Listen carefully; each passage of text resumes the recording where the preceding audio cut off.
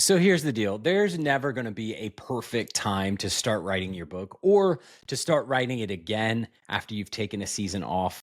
It's not going to be perfect on January 1st. It's not going to be perfect on the first day of summer or not at some mythical point in the future when you have more free time. The truth is, the best day to start your writing your book might actually be today. So if you've been waiting for the stars to align before you start writing your book, this episode is your permission slip to get started because honestly, the perfect day to start might just be today. Let's get into it. Here's the thing, there's never going to be a flawless, perfectly clear runway and time to start writing your book, but there are sometimes seasons when it feels right, when you've got a little bit of momentum build up. And I'm curious if for you, maybe that season is right now. So, the first thing I want to talk about is using the natural rhythms that exist in your life to start making progress on your book. So, again, this episode is going to be for people who want to write but haven't started yet, or maybe you've taken a season off or you've been kind of slacking off in your writing and you're thinking maybe now's the right time to jump back in. I want to encourage you, if you're having that thought, it most likely is. But here's how you can do it. New rhythms, new beginnings spark motivation. That kind of fresh start feeling that we all experience sometimes on January 1st is something that there's obviously a lot of cultural momentum around. So I just was talking to somebody recently and I said, the 1st of January for us, just the rhythms of our life, never mind the first day of January and New Year's resolutions and all of that, that whole first little season of the year at work, at school, in life, it's just kind of this, everybody's getting back in the groove, back into things after the holidays, after kind of slowing down for a little bit at the end of the year. And so it feels like it can just be a natural, let's get back into it. But you don't have to wait until January 1st. There's other rhythms in your life that exist too. Like, so right now at the time of this recording, it is September and my kids are just getting back into school. And so September in a lot of ways to me feels like a mini New Year's because it's the same idea, right? Like we are just coming off summer break. We've got a lot of momentum. Everything's kind of getting back into a rhythm, back into a structure. Could be a perfect time for you to build in a rhythm and structure of your writing that maybe has been lacking a little bit in the summer months as you're going on vacation, spending time with kids, family, doing all of that sort of stuff. The pools are about to close, and so the leaves are starting to change color. Football is in the air, which I love. And so this could be the perfect time for you. But the point is, whether it's January 1st or the beginning of September or the first day of a new month, like think about there are seasons, there are moments in your everyday life where you have kind of these natural rhythms, these cultural momentum seasons and moments that happen that you could potentially tap into. So I want to encourage you, ask yourself, is today one of those days for you? You can anchor your writing to rhythms that you already live by. So think about your calendar. Are there any natural markers like maybe you go through a busy season at work and then you get a little bit of a break, things slow down, school activities, maybe kids' sports schedules. And depending on like for sports, like this is a great one because depending on what your life looks like if you have a kid who goes to practice for 2 hours every night, that actually might be a perfect time for you to sit down and write while your kid's at practice. Maybe that doesn't work. Maybe it's just super stressful for you and there you have less time, so that's not a good opportunity. Really just depends on your situation, but think creatively about what are some of those rhythms that you have in your own life, in your own calendar, and can you lean into some of those that are natural to you? Momentum is an incredible gift, and I'm telling you, when you feel it, lean into it. Ride that wave. Don't overthink it. Like when you've got energy, when you've got a season where it feels like you've got some opportunity in your calendar and you want to write, take that advantage. So those natural rhythms can be super helpful. Those dates in the calendar that everybody's already kind of gearing back up or moving forward, they can be great. And you can certainly lean into those if you want to start writing your book or if you want to get back into it after taking time off for a while. But point number two, the good news is you don't have to. So when I first started recording podcasts, I had a podcast mentor tell me, "Hey, you don't really want to date your content. In other words, don't say like today is X day on the calendar in this year because ideally your podcast content should be evergreen, meaning that people can stumble across it 5 years into the future or at a different point in the year, and it will still be relevant to them even then. So the bad news is I kind of done this in this episode. I said it's September, but the good news is this is evergreen content. So whether you listen to this live on September 2nd, or you catch it on December 24th, or you read it in July 5th, 2033, like this is still going to be relevant for you. It does not need to be a specific date on the calendar, a specific season. You can start at any point. The big moment for you is not a specific date on the calendar. The big moment for you is when you decide, you know what? I'm going to go after it. I'm going to start making moves now. Two things I want us to try to avoid here when it comes to this stuff. Number one, I want us to avoid kind of regretful thinking about the fact that we didn't start sooner than we did. So for a long time, I kind of had that thought process where, like, once I get into writing, once I got into exploring kind of more creative work, I early on thought, man, what if I had started doing this 20 years ago? How much further along would I be now than I am if I'd started way back then?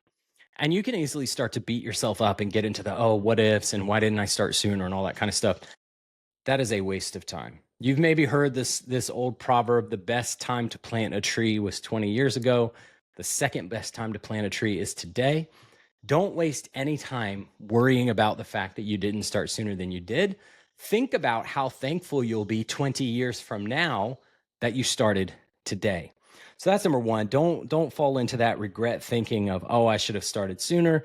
And the other thing is, I don't want you to romanticize this future point. So, like, it's not like, again, what I kind of led with at the open, like, it's not like you're waiting for this perfect moment when your schedule magically opens up and you've got tons of money and tons of free time, and now all of a sudden you're ready to write. Like, don't put it off forever.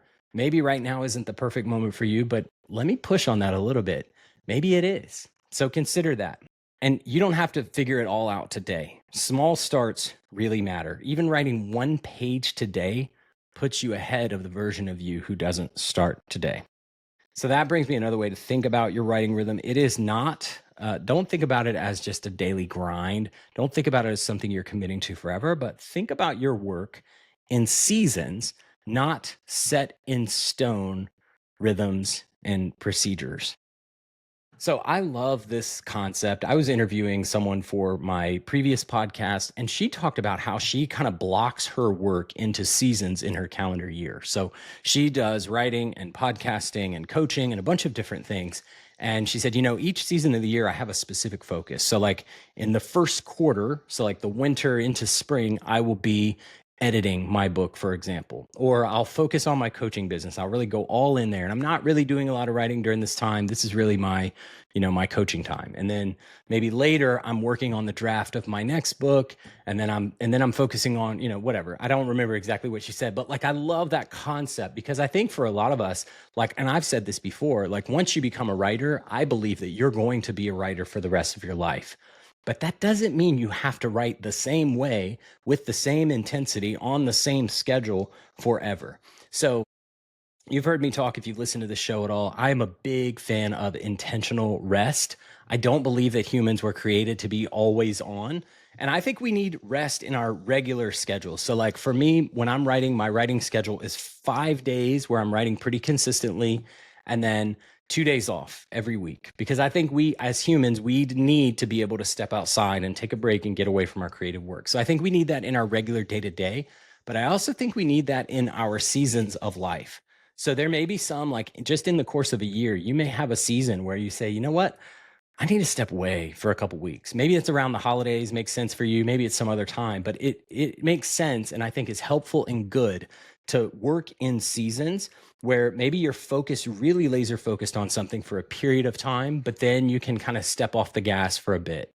And maybe that works with, like, summer, holidays, etc.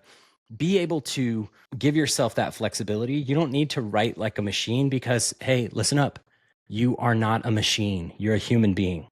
You can have drafting seasons, editing seasons, resting seasons. All of that counts as writing progress and moving forward in your goals.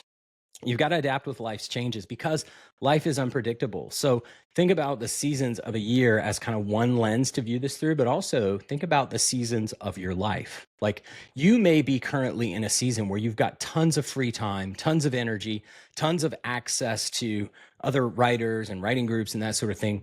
Awesome. This might be the perfect time for you to write, but maybe you're listening to this and you're in a season where you don't have as much free time.